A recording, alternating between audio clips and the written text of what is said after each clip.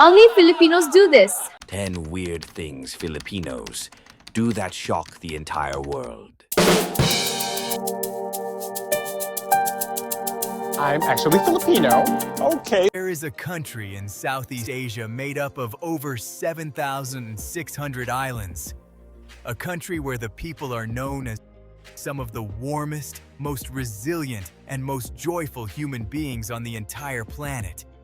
But spend any time with Filipinos and you will quickly discover something else. They do things that make the rest of the world stop and say, "Wait, why do they do that?" Today we are counting down 10 weird things Filipinos do that shock the entire world. At the end of this video, I promise you, you will understand Filipinos on a completely different level. We are starting at number 10 with something so uniquely Filipino that even Filipinos themselves find it hard to explain to foreigners. The lip pout direction system. In the Philippines, pointing with your finger at a person is considered rude and disrespectful. So instead of using their hand to indicate direction, Filipinos developed their own system. They point with their lips.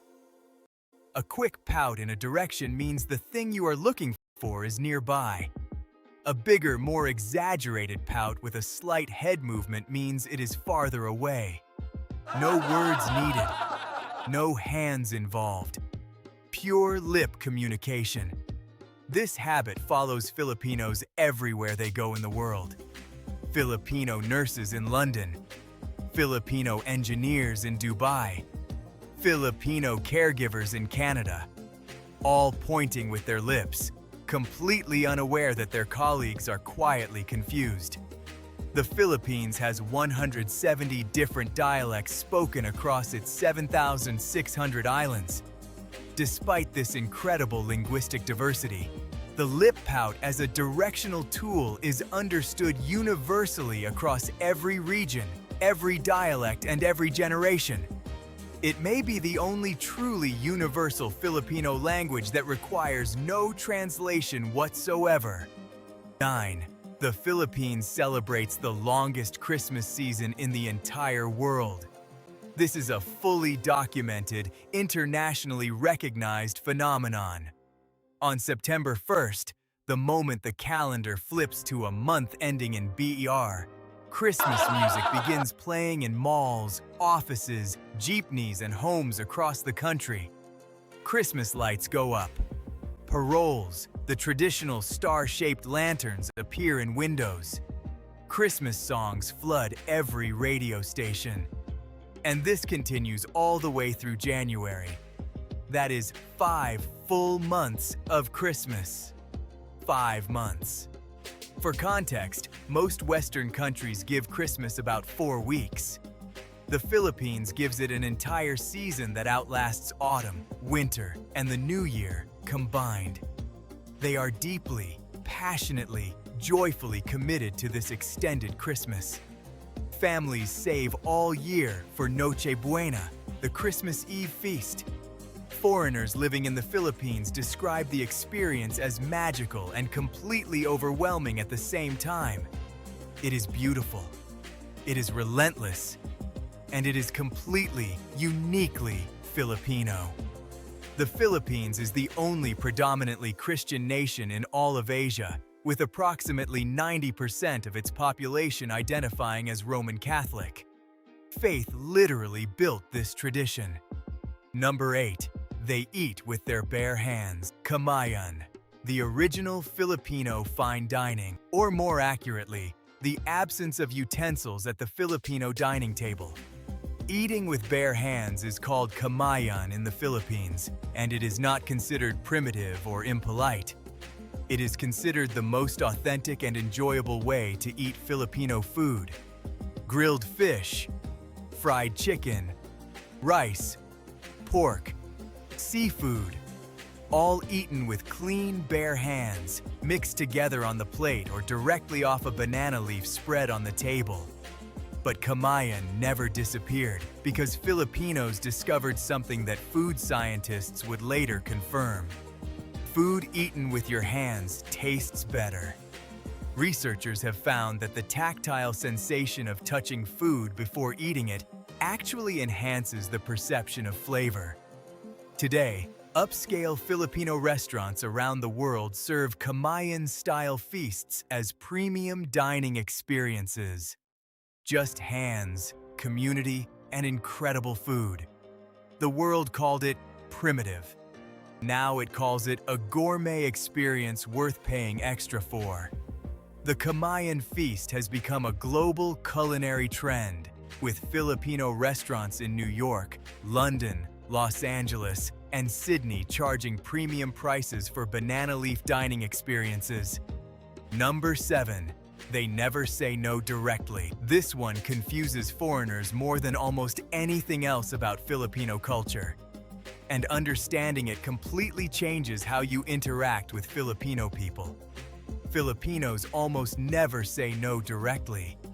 It is not dishonesty.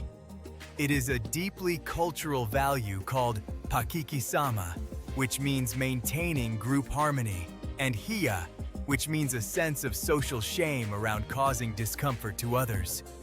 So when a Filipino says maybe, there is a chance that means yes. But when a Filipino says I will try, that often means probably not.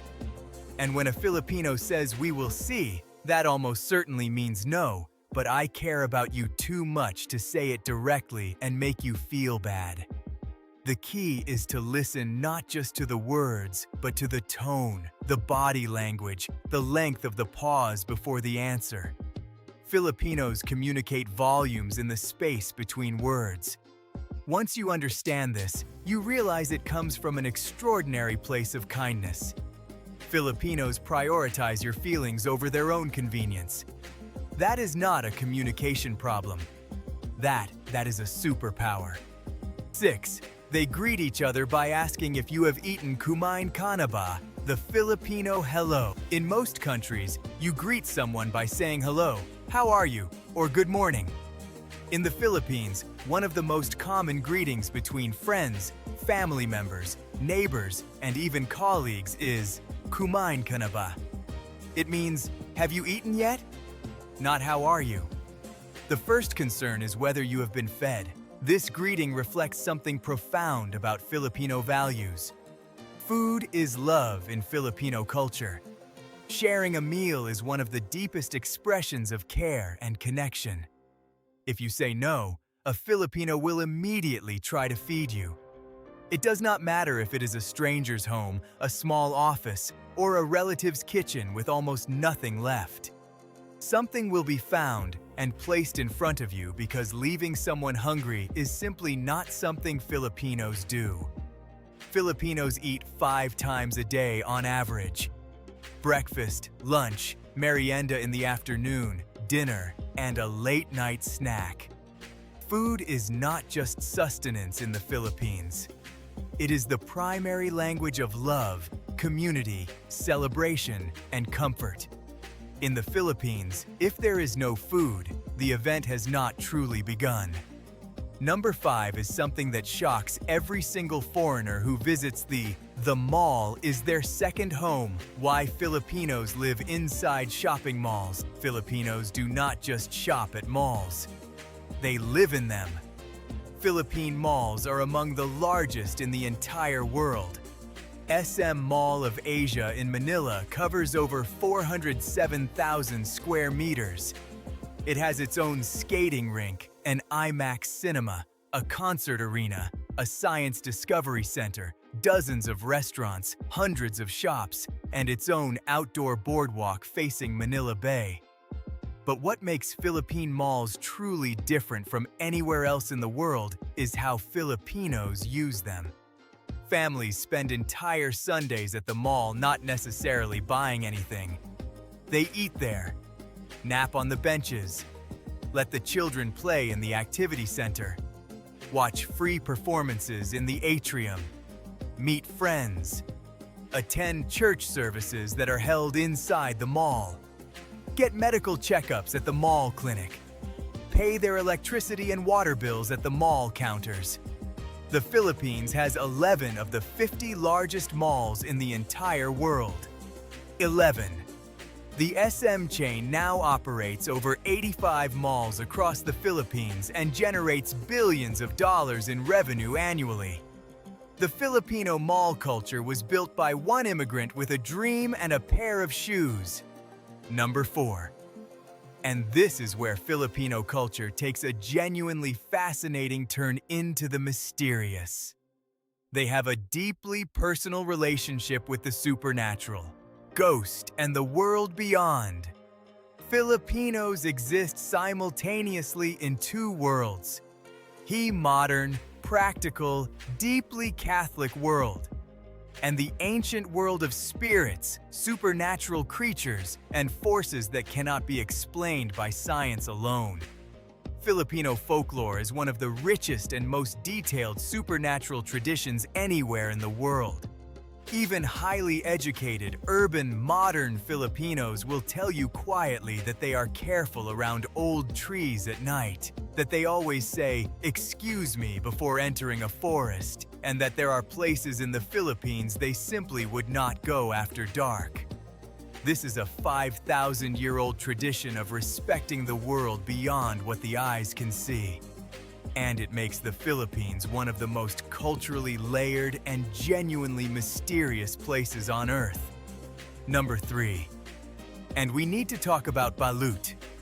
Balut is a boiled duck egg that contains a partially developed duck embryo inside, typically around 11 days old at the time of cooking.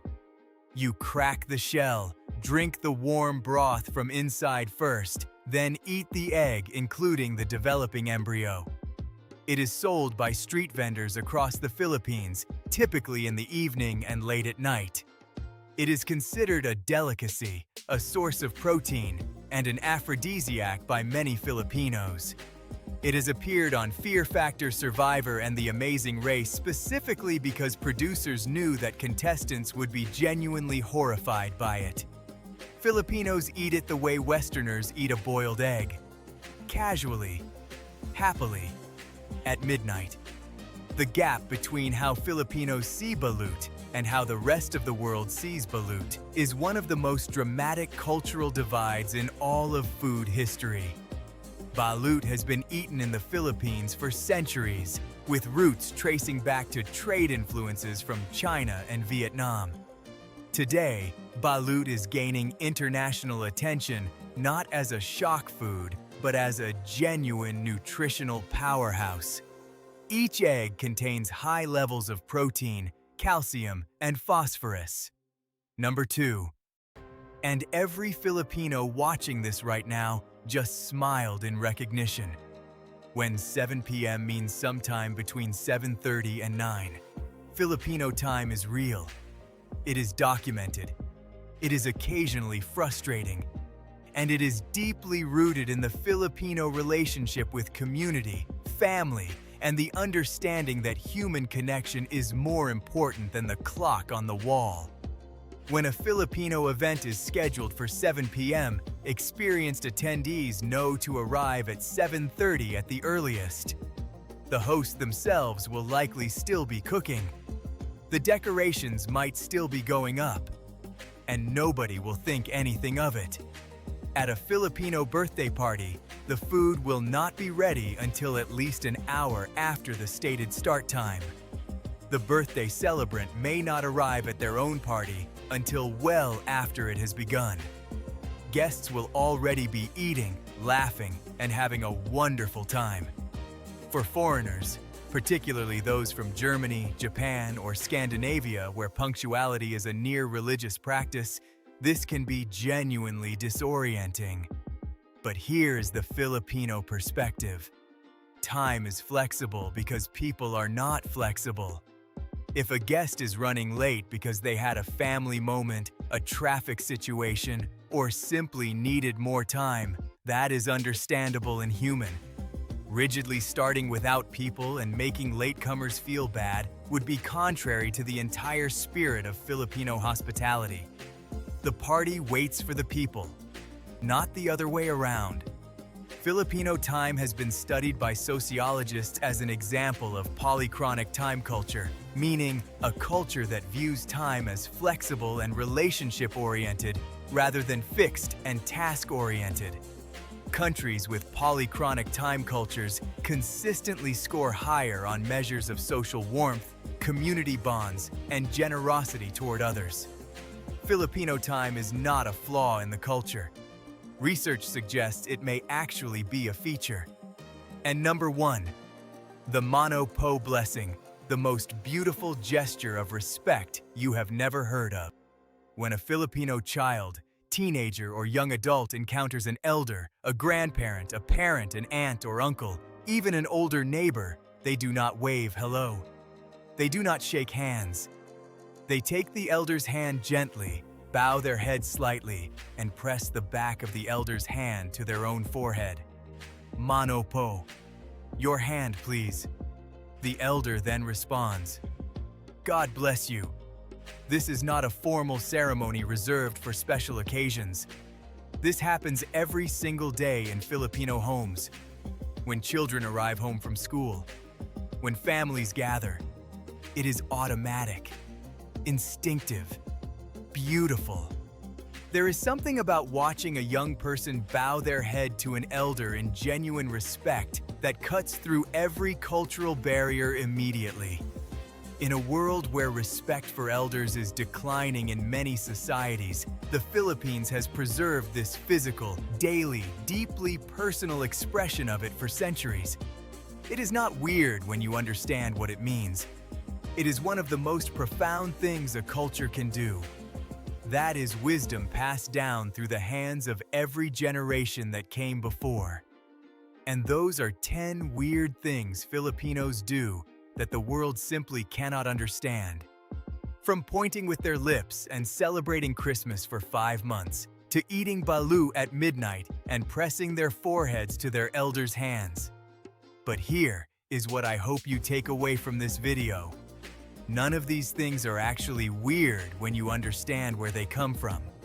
Every single one of them is a window into a culture that puts family first, that values warmth over formality, that finds joy in the ordinary, and that has carried its traditions across centuries and across the entire world. Over 10 million Filipinos live outside the Philippines right now, and every single one of them carries these habits with them. The lip pout, the mano po, the Kamayan feast, the Christmas songs in September. They are not strange. They are Filipino, and the world is genuinely better for it. If you are Filipino, drop a comment below and tell us which one made you smile the most. And if you are not Filipino, tell us which habit surprised you the most. Like this video if it taught you something new. Subscribe to Vibrant Filipino Connections because every week we bring you stories about the culture, the people, and the heart of the Philippines that the rest of the world needs to hear. Until next time!